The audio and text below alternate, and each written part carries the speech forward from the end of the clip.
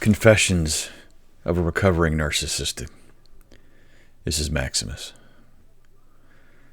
Have you ever tried to reach someone, to connect with someone, to try to invoke some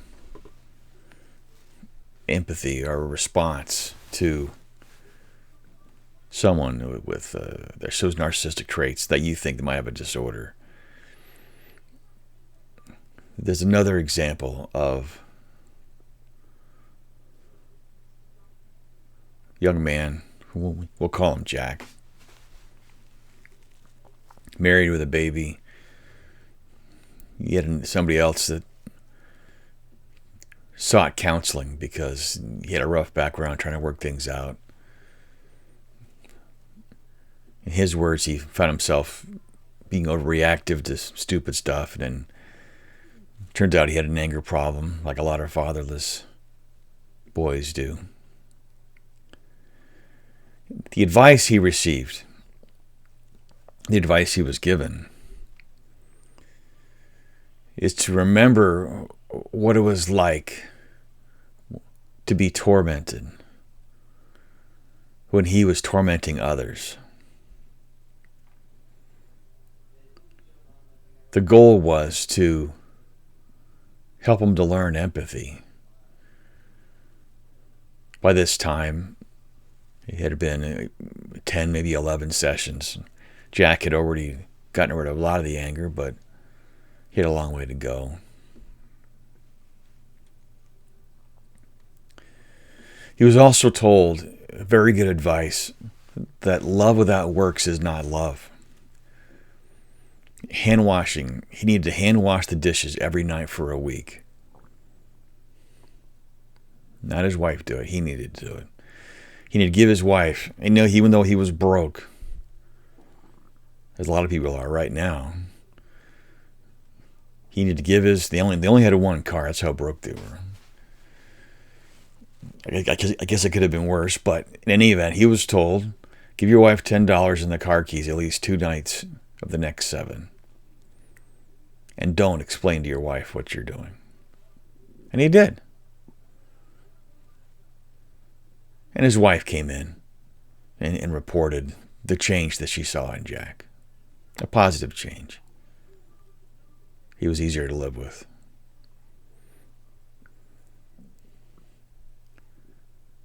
She was told the next time Jack acted up to convert her emotional pain to physical pain.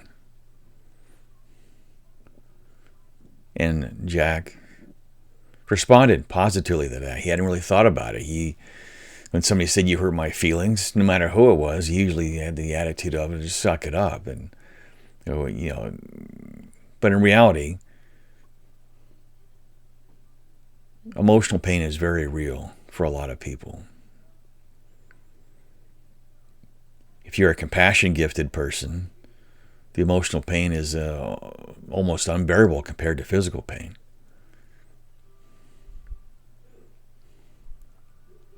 And that also helped Jack a little bit, converting that. So Jack would report that he became more sensitive to people and their needs. That didn't mean he didn't say things he shouldn't say. It just meant things got a little bit easier. Things were more peaceful.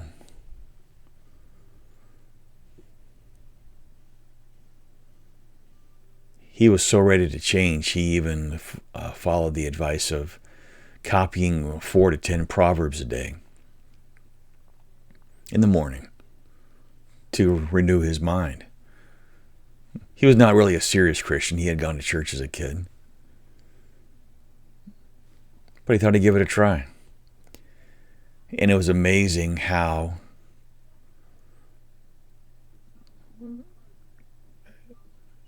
adopting wisdom on his heart by writing down something such as Scripture changed something in Jack. It's amazing how there's almost a foolishness within narcissistic personality disorder. Webster's defines foolishness as acting stupidly, and I think anybody who's been around a narc would agree with that. But embracing wisdom almost seems to nullify the foolishness. And so if you're struggling with narcissism,